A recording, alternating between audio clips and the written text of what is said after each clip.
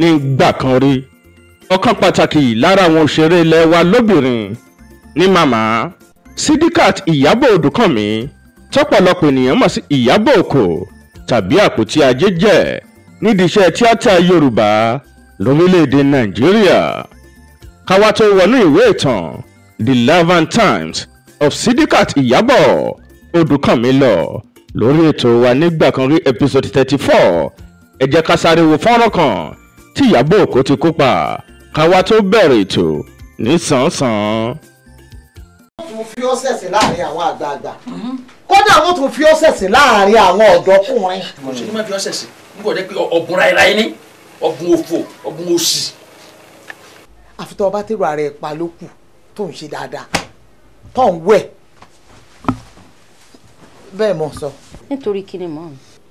mọ́rílì ò ní wẹ̀ kò ní í fọnú wòrán orí mọ́rílì ṣé bó ṣe yẹ kí irun orí mọ́ ọmọbìnrin lórí ni irun orí mọ́ mọ́rílì lórí tó o sì mọ̀ wípé irun orí obìnrin òun ní ẹwà obìnrin ẹ wo gbogbo èsì rí gbogbo ọmọ ọrùn ní ọmọ sí yẹn kú là ọwọ́ ni mọ́ fi ṣẹ̀sìn bí ọba gbọ́rọ̀ ń fi ṣẹ̀sìn ọbùn ní mọ́rílì. mọ́mí mo fẹ́ bí yín béèrè kan bá mi ṣe mọ́ wẹ̀ kéke. èmi ọmọ àrè ni ọ ìyá ẹ lọ́jọ́ ìyá ẹ nìkan ìbílẹ̀ rè. orí kò yé mi wọn ní bọ́ àwọn sàmọ́ ní bọ́ọ̀mù ọ̀bájọ kéjì pààyò jọ. ìbí tó jẹ́ pé àfijù wọjà mú ní gbẹ́dẹ́kẹ́ ni ìyá yín lọ́mọ tí wọ́n dá nípa ìsọ̀sọ́. ọ̀là sí abíyá rẹ̀ sókè. abíyá rẹ̀ yó. iye o. ọ̀ ṣẹ̀ṣẹ̀ ń fa ni. bóbi bá yà yọ̀ máa lá ni. ó kí pọ́n tẹ́lẹ̀tẹ́lẹ̀. nǹkan sí ọ ẹ̀yin náà dán òsì. ó kí pọ́n tẹ́lẹ̀. ẹ̀yin olólùfẹ́ ètò wa nígbà kan rí tẹ́ ẹ lè ṣe kẹ́ ẹ máa wètò yìí mo tún kí yín káàbọ̀ sákọ̀tún ètò náà tẹ́ ẹ bá gbàgbé tẹ́ ẹ bá rántí lọ́sẹ̀ tó kọjá a sọ̀rọ̀ lẹ́kùnrẹ́rẹ́ nípa olóògbé Mufutau Ọládòkun tọ́pọ̀lọpọ̀ ènìyàn mọ̀ sí Aláran Bàbá Àdùnní tẹ́ ẹ bá tí wò ẹ wò mo rọ̀ yín kẹ́ ẹ wò ìdí abá ni pé ìtàn yìí kí àlókì pẹ̀lú àwọn nǹkan tẹ́ ẹ gbọ́ aláwọn nǹkan tẹ́ ẹ mọ̀ nípa òṣèré aláwàdà akóbàtà dání yìí lẹ máa mọ̀ tẹ́ ẹ bá lè wo fọ́nrán náà ìdí abá ni pé tọmọdé ò bá bá tàn ṣèbó ti di dandan kó bá àrọ́bá sì rèé ṣèbí bàbá àtàn ni. lẹ́ni òṣèré gbajúmọ̀ àlóṣèré gbajúgbajà táwọn náà ti kópa mánigbàgbé nídìí iṣẹ́ tíátà nígbà ayé wọn la máa sọ̀rọ̀ nípa wọn ìdí abá ni pé wọ́n tàn pẹ̀lú ìtàn nígbà ayé wọn torí náà nítorí fi lè gbàgbé wọn láéláé tá a bá ń sọ̀rọ̀ nípa comedian actress nínú sinimá àgbéléwò Yorùbá ìtàn ò pé òǹkà ò pé tá a bá tí ì dárúkọ màmá yìí because lẹ́yìn Mọ́ládùn Kẹ́ńkẹ́lẹ́wù tí gbogbo ènìyàn mọ̀ fún ipa àwàdà nínú sinimá màmá yìí ló tún kù tá a gbọ́dọ̀ dárúkọ wọn tí mi ìbá ní jayò pa bó tilẹ̀ jẹ́ pé kì í ṣe pa àwàdà nìkan náà máa ń kó nínú sinimá èyí tó fi dá yàtọ̀ alẹ́ ìtọ́ fi dángájíá lára àwọn òṣèré tí wọ́n jọ jẹ́ set tàbí tí wọ́n jẹ́ generation kan náà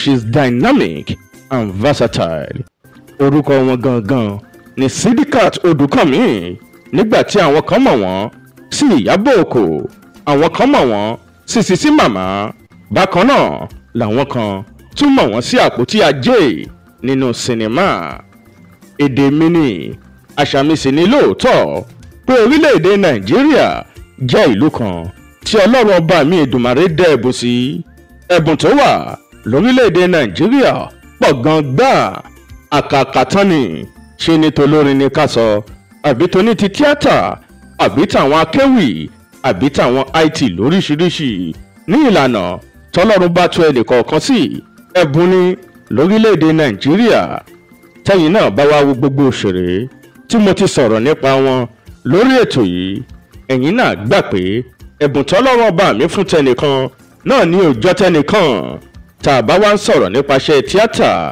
ẹni tó lẹ́bùn bí Ìyábọ̀ Òkò mi ìrírò wọn o. nígbà kan rí episode 34 rèé with the spotlight on the life and times of mama olóògbé Sidikat Ìyábọ̀ Odùkànmí popularly known as Ìyábọ̀ Òkò. nígbà kan rí.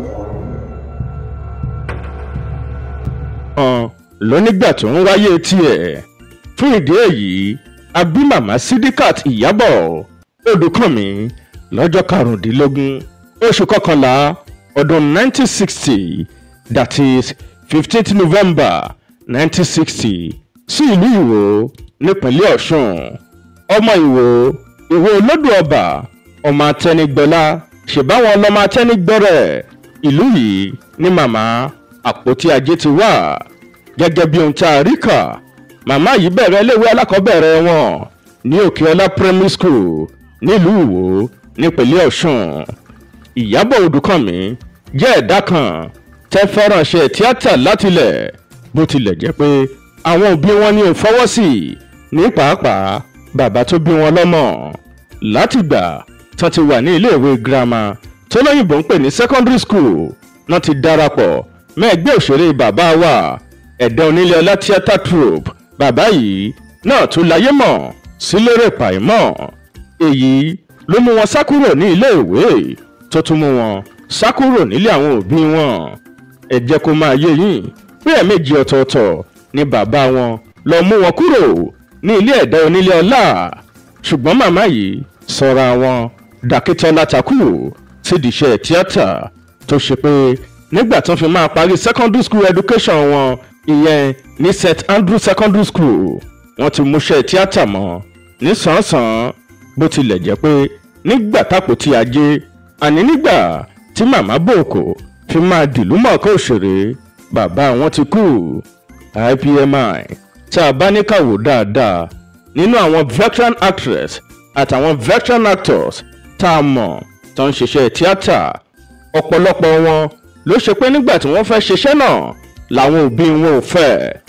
ìdí abá ni pé àwọn kan nígbàgbọ́ páwọn oníranù ló ń ṣiṣẹ́ náà àwọn kan nígbàgbọ́ páwọn aṣẹ́wó ló ń ṣiṣẹ́ náà àti pé ìgbàgbọ́ ọ̀pọ̀lọpọ̀ òbí ni wípé iṣẹ́ náà kò ní ọjọ́ ọ̀la tó dára. ẹ̀yin náà mọ àwọn courses táwọn òbí máa ń fẹ́ káwọn ọmọ wọn ṣe. torí ẹ̀ láàfin lè blame bàbá tó bí Ìyábọ̀ Òkò wípé wọn ṣe dáadáa torí pé a lè pè ní mentality tó wà lórí àwọn òbí nígbà náà. Unfortunately, her father died. He didn't live to witness her success as an actress in the Nigeria film industry. ṣùgbọ́n Ọlọ́run tó pọ̀ nínú àánú ẹ̀ fún ìyá wọn lórí ọ̀fẹ́ láti rí ìṣerere ọmọ wọn nídìí iṣẹ́ tíátà káwọn náà tó tẹrí gbaṣọ. ẹ jẹ́ kó máa yé yín pé púpọ̀ nínú eré orí ìtàgé tí ẹ̀dá onílé ọlá tíátà máa ń ṣe ni màmá Bòkò ti kópa káyé tó dayé home video.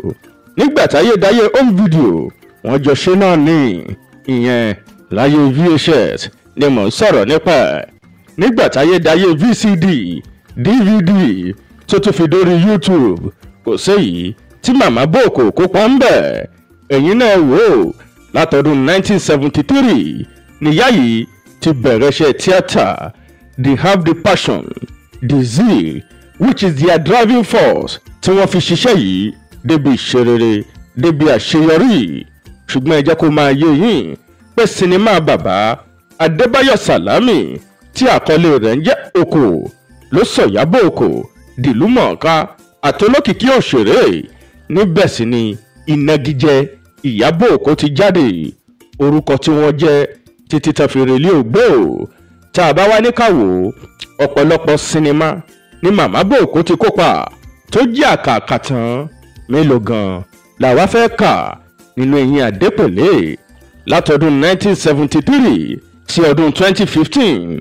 tá a bá tún ní ká wò wọ́n sì ṣe díẹ̀ nínú sinimá wọ bíi 2018 kó tó di pé àìsàn tó mú tọlọ́jọ́ dání mú wọn gúnlẹ̀.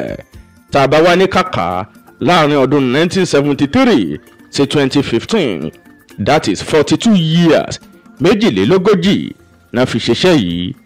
IPMI tí kì í bá ṣe tàìsàn gbogbo ẹnu ni mo lè fi sọ pé Ìyábọ̀ Òkò làbá sì máa rí nínú sinimá títí dọjọ́ tòní. ìdí abá ni pé kò sírò tí wọ́n fitting fún bó jẹ́ comedy bó jẹ́ epica bó jẹ́ modern films. Fún ìdí èyí film producers ní ò ní lè ignore màmá àpótí ajé tó sì ti di dandan fún wọn láti future wọn. Báyé tiẹ̀ ṣe wá dayé skit makers lóríṣiríṣi ni wọ́n á ti gbé màmá wọ́n á ti gbé wọn rìn wọ́n á ti jọ ṣàwàdà fún wa. Ẹ wá jẹ́ kí n dárúkọ díẹ̀ nínú àwọn sinimá tí màmá yìí ti kópa. IPMI mo bẹ̀rẹ̀ látòrí sinimá olókìkí ni tó ṣe pé ìrànlọ́gbọ́n nìkan ló lè yé, àní ọgbẹ̀rì olémọ ọmọ Gen Z kankan kò lè rántí sinimá Adéìwà láíláí. Ó ṣèwọ̀ sinimá olókìkí ní sinimá Adéìwà tó ti àgbàlá iléeṣẹ́ Báyọ̀wá Films and Records International jáde lọ́dún náà lọ́hùn-ún, ṣùgbọ́n tí bàbá Lérè Pàímọ́ jẹ́ olóòtú fún. Bákan náà ni mo dárúkọ sinimá Lákàyè, mo dárúkọ sinimá Oníkòyí, bákan náà ni mo dárúkọ sinimá Ogun Àgbẹ́kọ̀yà. Ṣe ra àwọn sinimá tí mo dárúkọ látòrí Adéìwà tó fi dórí Ogun Àgbẹ́kọ̀yà jẹ́ sinimá Bàbá Ẹ̀dá Onílé Ọlá. Tẹ́ ò bá gbàgbé tẹ́ ẹ bá rántí bákan náà olóògbé Ahmed Odùọlá tọ́pọ̀lọpọ̀ ènìyàn mọ̀ sí Dẹ́ǹtọ́, ọ̀dọ̀ bàbá Lérè Pàímọ́ náà ti kọ́ṣẹ́ tíátà. Ìyábọ̀ Òkò ọ̀dọ̀ bàbá Lérè Pàímọ́ làwọn náà ti kọ́ṣẹ́ tíátà, tọ́lọ́run sì ṣàwọn méjèèjì náà lólókìkí nídìí iṣẹ́ náà. Ẹ̀dá Onílé Ọlá ní òṣàṣetì nídìí iṣẹ́ tíátà lórílẹ̀‐èdè Nàìjíríà yìí. Ọjọ́ ń bọ̀ tá a sọ̀rọ̀ nípa wọn. Mo bẹ̀ Ọlọ́run nínú àánú ẹ̀ kó bá wa lọ́rọ̀ okun àti ẹ̀mí tó ń tagbára bàbá yìí kọjọ wọn túbọ̀ dálẹ́ sí i. Àmín o. IPMI mo dárúkọ sinimá olókìkí ni tí olóògbé Ajílẹ̀yẹ gbé jáde. Sinimá Kòtò Ayé apá kìíní ni mò ń sọ̀rọ̀ nípa ẹ̀.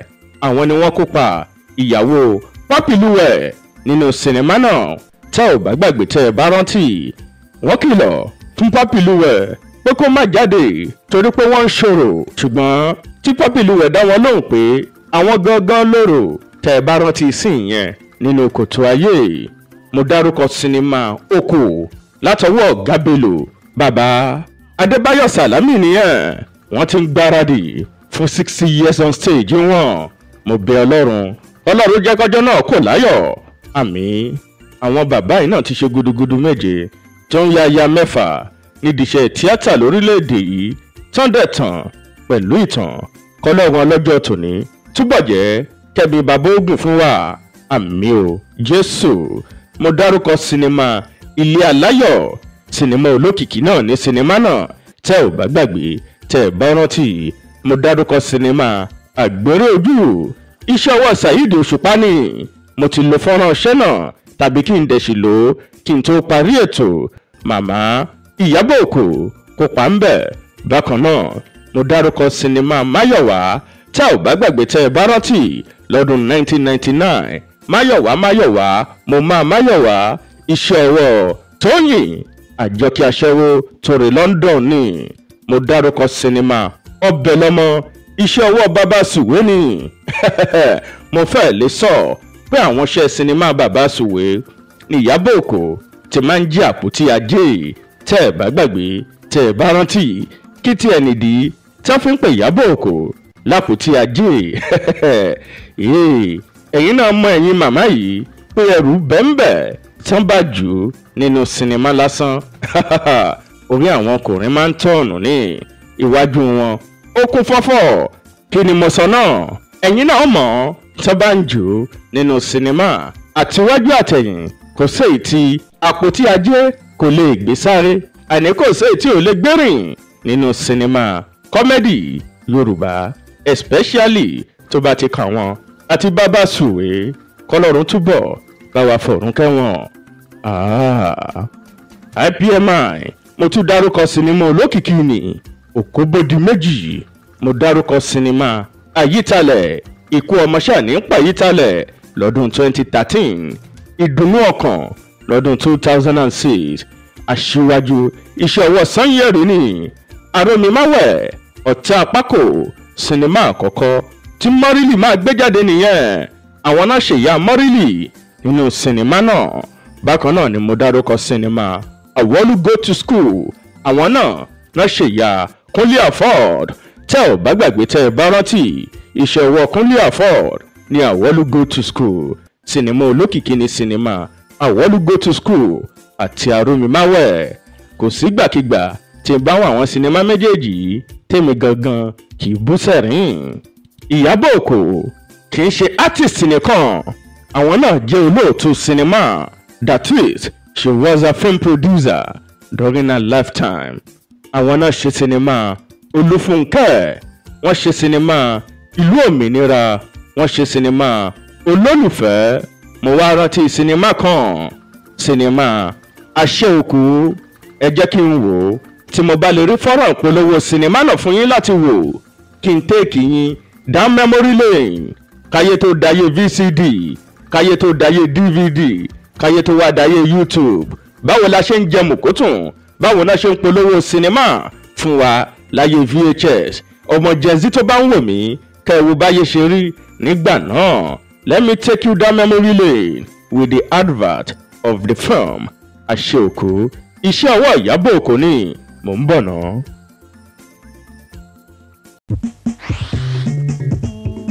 Ọ̀mántó tó lágbára Aṣẹ́òkú ọ̀run.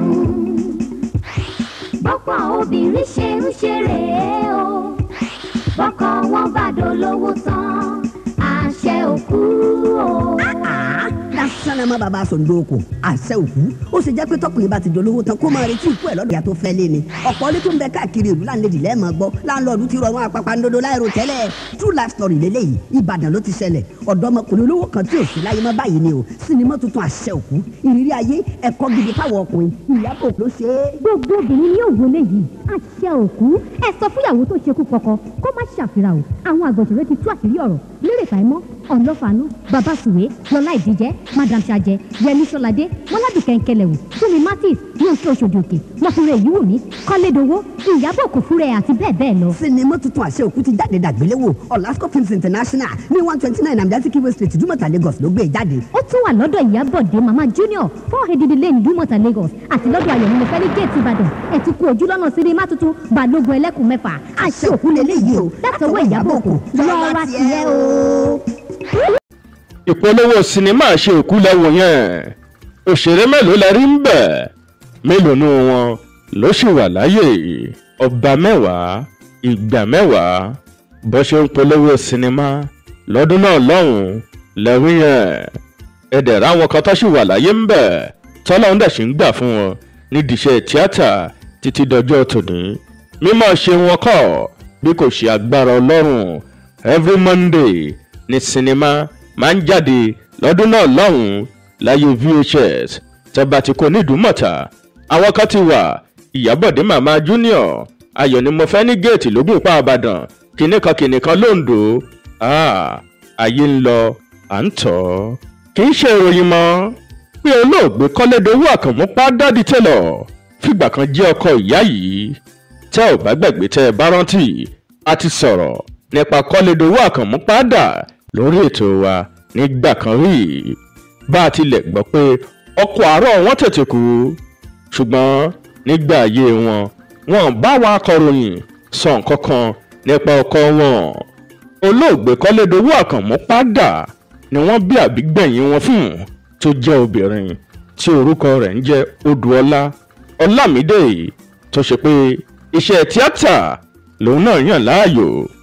Bákan náà ni mo gbọ́ pé wọ́n lọ́mọkùnrin kan, ṣùgbọ́n Bísí Àìṣà jẹ́ àbílẹ̀ kejì ṣùgbọ́n tó jẹ́ first daughter wọn. Èyí lọ́mọ wọn tó ń ṣiṣẹ́ ológun, ìyẹn sójà ló yàn láàyò. Ẹ tún jẹ́ kí n jẹ́ kó máa yé yín pé bàbá Ìyábọ̀ Òkò gangan jẹ́ òṣìṣẹ́ ológun nígbà ayé wọn. Kí ni nǹkan tẹ́ ẹ mọ̀ nípa màmá Ìyábọ̀ Òdúkànmí Àpótí Ajé? Ẹ drop comment yín sí comment box wa. Nígbà kan rí episode 34 lẹ́ ń wò lọ́wọ́ lórí ìkànnì IPTV YouTube channel promoting our cultural heritage. Ẹ má gbàgbé láti like fídíò wa kẹ́ ẹ dẹ̀ subscribe sí YouTube channel wa.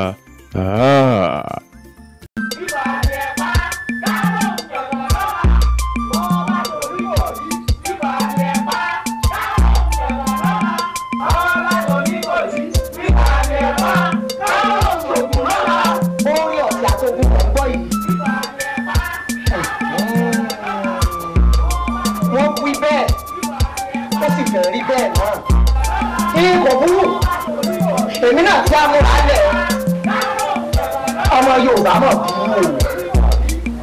bí ìwà àkà àbòsí rìkísí ọwọ́ ọmọ ló kún sí bàbá wa rí bẹ́ẹ̀ gbáyìngbáyìn tòkè òkè gbáyìngbáyìn ìgbọ̀nfọ́ nígbà àdá wọ́n mọ́ èdè tẹ̀ òkè òjẹ́ òkè gbáyìngbáyìn onímọ̀ yìí nígbà ni ẹ̀ bá sọ̀rọ̀ lọ́yìn.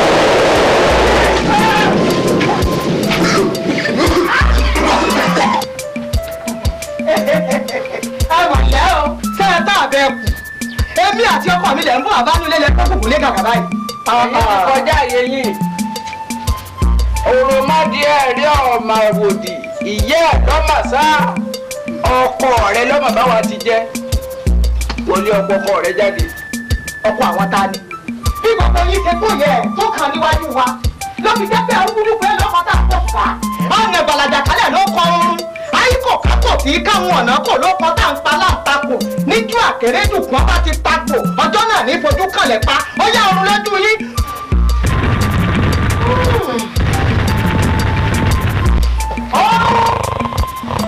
yóò bá fún ọ̀yá alájà bàbá ńlá bàbá yín ní kọ̀ọ̀kan ẹ̀yin ọmọ àlè gbogbo yìí. ẹgí ọmọ pé àìsájú ọlọ́gbẹ́ àìtọ́ máa rọ̀ nìgìnìgbà lókun tilétilé kẹ́yìn ti dé ọjọ́ tilẹ̀kùn kẹ́yìn tilẹ̀kùn ọjà ẹnìkẹ́yìn tilẹ̀kùn ọjà kọjọ́ mọ́ asáré kiri lóko tábọ̀ ìyá mi sòǹgà ọgbọ́n mi ojú àkẹ́rẹ́jù fún àdàbà lọ́wọ́ tàbù náà ni ó kẹlẹ̀ pa lónìí ń gbà. irọ́ ni dọ́sàkì náà ni mi rí ìdírò pọ́nmẹ́tò bá sọ̀rọ̀ ọ̀ọ́mẹ́ni ọ̀ bá sọ̀rọ̀ èmi ẹ̀gí aya Oníkòyí mò ń tẹnu mọ́ fún yín èmi ni obìnrin kan ṣoṣo tó dípò ọkùnrin mẹ́ẹ̀ẹ́dọ́gbọ̀n ọ̀rọ̀ ayé fẹ́ni. ó mọ̀ pé mo ṣiṣẹ́ kí n tó dákọ̀ ní mo jìyà kí n tó dọlọ́rọ̀ mo jẹ ọ̀pọ̀tọ̀ ìyà kí wọ́n tó jẹ́ kóògùn mi dé àyè ìṣe tí a ṣe jẹ wéré ń jẹjẹ nìkan ṣe bẹ́ẹ̀ jẹ́ sòdù ìṣe tá a ṣe jẹ́ sòdù ẹnìkan ṣe wéré ń jẹjẹ adébáfọ́ ọlọ́run ẹ̀ṣẹ̀ ọ̀tọ̀ mi abidẹ wọ́rọ́kọ́ òsì mi abamọ̀ rẹ̀gẹ̀rẹ̀ ọ̀ká ò ní fẹ́ẹ́ sọrí kéyìn rẹ̀ ọmọ àwọ̀. irọ́ ni ọ̀yá lákọ̀ ọmọ wà ní ìbọn ọyọ ẹgbẹ́ lẹ́yìn. PMI mo tẹ̀síwájú tẹ́ ò bá gbàgbé tẹ́ ẹ bá rántí nígbà tí Abíọ́lá Adébáyọ̀ gbé màmá Dúpẹ́ Jayésinmi wá sórí ètò rẹ̀ Talk to Be nígbà tó ń béèrè pé báwo náà ṣe bẹ̀rẹ̀ iṣẹ́ tíátà màmá Dúpẹ́ Jayésinmi dáhùn pé nígbà táwọn máa bẹ̀rẹ̀ wọ́n ní nípasẹ̀ Ìyábọ̀ Òkò làwọn gbà wọlé tó sì ní àwọn ni mẹ́ńtọ́ àwọn tó sì ní àwọn ló jẹ́ káwọn máa pàdé àti àlùdé iṣẹ́ tíátà that is to say tá a bá fẹ́ dárúkọ òṣèré tó tara màmá yìí dìde dandan ni fún wa láti dárúkọ màmá Dúpẹ́ Jayésinmi ẹ tún jẹ́ kí n sọ yìí lára àwọn òṣèré lóbìnrin tí olóògbé Babátúndé Omídínà tọ́pọ̀lọpọ̀ ènìyàn mọ̀ sí Bàbá Sùwé fẹ́ràn láti máa cast nínú iṣẹ́ wọn ara wọn ni Màmá Bòkò tí Bàbá Sùwé máa ń pè lápótí ajé ìdí abá ni pé bí Bàbá Sùwé bá ṣe ń jù ú náà lápótí ajé máa hàn tá a sì máa dá padà fún un because Bàbá Sùwé jẹ́ fast comedian and it's better he act with someone who is fast that can return it back to him so that there won't be a break. ẹni tó máa ṣe bíi màmá yìí nípa àwàdà ṣíṣe IPMI mo sọ lẹ́ẹ̀kan mo wà mí tí ì rí i. nígbà kan rí. sobi ada àti pé n tó yẹ kéèyàn fún ni poison jẹ ni ẹ. àṣé mo jẹ́ bí èkúté ní àbí ajẹ́ lójú onílé tó fi pa mí nípa yẹ̀yẹ́. wàá jẹ poison last ni n máa fi ọ̀tá pìàpìà sínú paraga fún ọkàn yìí ni bẹ́ẹ̀ ni mo sọ fún ẹ fún nǹkan tó ṣe yìí láti gbé ìyàwó wálé wá bá èmi ṣé tó yẹ bá tiẹ̀ fẹ́ gbé ìyàwó wá bá ẹ̀ ṣé sólárò yìí ló yẹ kó wá gbé bá mi lé. ṣé ńgbà tí wọ́n dá kinní mi ṣé àjọṣèwé sí pé ìwọ nìkan ní ìfẹ́ ni. ṣùgbọ́n ìwọ náà fọ̀rọ̀ rora ẹ̀ wò ìwọ náà fọ̀rọ̀ ṣírò ara ẹ̀ wò ṣó yẹ kó rí bẹ́ẹ̀ ṣá. ọ̀dà náà tọ́ba lè wọ́n náà mọ̀ kọ́ wálé wá lọ kọ́ lọ wo tó sùn. irọ́ pátápátá yìí kò sí tó jọ kọjọ́ bẹ́ẹ̀ ni mo sọ fún ẹ kò jọ wọlé bọ́. pẹ̀lẹ́ màmá kò fàjà. dáadáa yí ẹ pẹ̀lẹ́ kí ni pẹ̀lẹ́ bí aṣọ ẹ̀yà àbí kí ló kò lè má bá ẹja fún re n tó ṣẹlẹ̀ pé mo gbé mọ́ wá bí mo dẹ̀ fẹ́ àjòkó ni mi ò lè para sí rẹ̀ mo dúró tì mọ́ síbí ni kò sí wàhálà. ilé ayé ẹ ta ọfẹ gbìrà wà lé níyàwó ó gbé pẹrẹ tí a bá bí ọ padà yín padà yín pọ ìwọ ọmọ kí ló dé má máa rọ pa bàbá náà ìwọ náà gbé.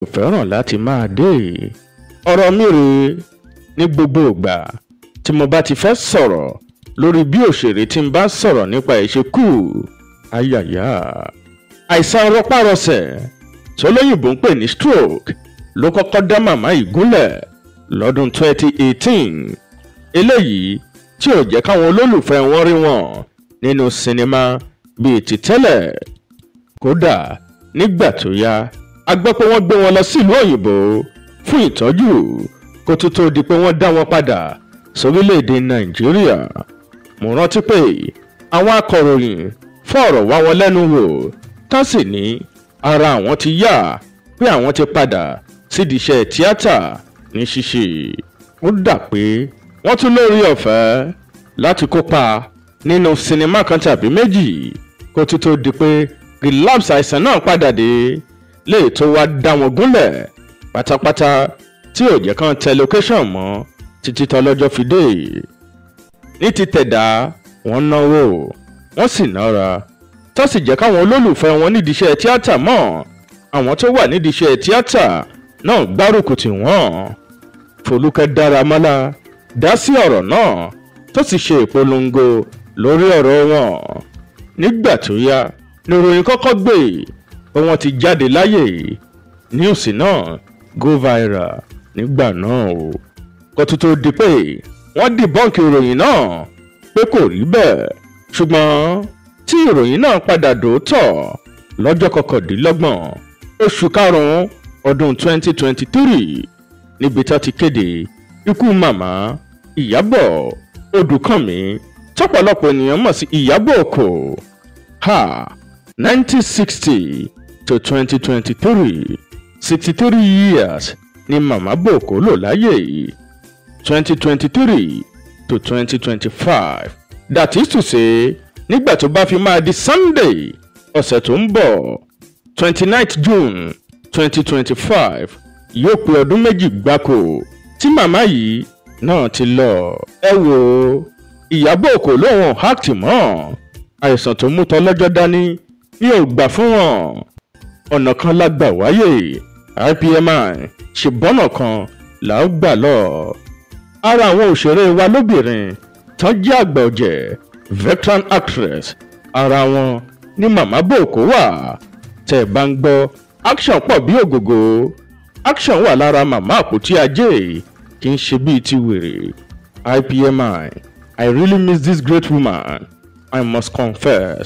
gbogbo òṣèré kọ̀ọ̀kan lórílẹ̀‐èdè yìí náà ní style of acting tiwọn táwọn olólùfẹ́ wọn fi ń jẹ̀mọ̀kótún wọn ṣùgbọ́n kò sí ẹ̀dá kankan tó lágbára lórí ẹ̀mí ẹ̀ ó ti di dandan fún wa ká gbà fọlọ́run ìbáṣepọ̀ àìkú láyé ni ará àgbáńdà ìbáṣepọ̀ ọ̀run dàbí ọjà tí èèyàn ń lọ láàárọ̀ tí ń dé lálẹ́ ni púpọ̀ nínú àwọn òṣèré ilẹ̀ yìí tán ti lọ náà bá ti padà dé ṣùgbọ́n ẹni tí kú bá ti mú lọ ó di gbére ó di kése nìyẹn ẹ̀bẹ̀ láà máa bẹ ọba Láwùrábí pé kó jẹ́ kọjọ́ gbogbo wo dalẹ́ lókè pẹ̀ àní kó fún wa lórí ọ̀fẹ́ àti àlàáfíà tó ń tẹ̀mí gígùn lókè pẹ̀ àmín àbẹ̀ Ọlọ́run fún gbogbo olùgbé ètò yìí fún gbogbo òṣèré ilẹ̀ yìí fún gbogbo ẹ̀dá tó wà lókè pẹ̀.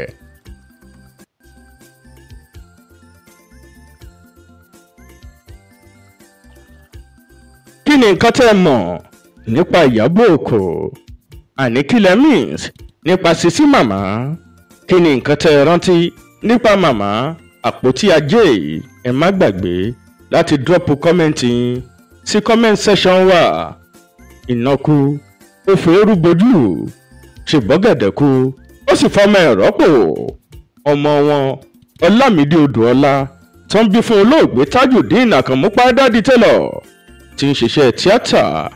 Òun tiẹ̀ mú pé ní ó mú lọ́dọ̀ bàbá rẹ̀ bákan náà ló mú lọ́dọ̀ ìyá ẹ̀ o.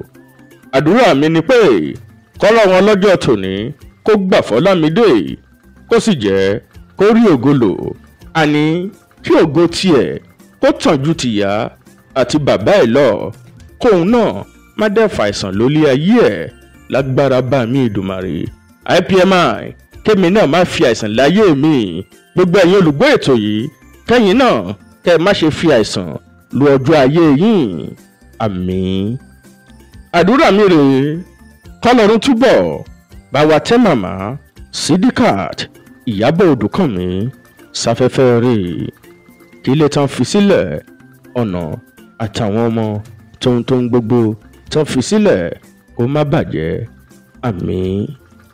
Nígbà kan rí episode 34 rèé with the spotlight on the life and times of Mama Sidikat Ìyábọ̀ Odùkànmí, màmá àpótí ajé. Oníkòyí ẹgí aya mi. olówó orí mi ọkọ mi èyí ti ṣe ebo Oníkòyí ní ọmọ ẹrù ọfà. Oníkòyí máa di pele mọ lójú ogun ṣé bí wọ́n ní àwọn bàbá rẹ̀ gbọ̀fà lẹ́yìn iwájú lẹ̀ fi gbọ̀tà ń lé yín nítorí pé Oníkòyí tó bá gbọ̀fà lẹ́yìn òjò ló ṣe. èyí tí a rí ọ̀ṣàgùn kò ṣe ìyàwó wọn àárọ̀ àgbà mọ́ tẹ̀lé yìí mọ́ bẹ̀rù àgbà ní ìyá àgbà ló ní mọ́jà ẹni tó bá sì ní tẹnu àgbà rùn ara ọ̀run ní yà ọmọ pé ìṣẹ̀rẹ̀ irọ́ ọmọ pé mi ìṣẹ̀rẹ̀. Oníkòyí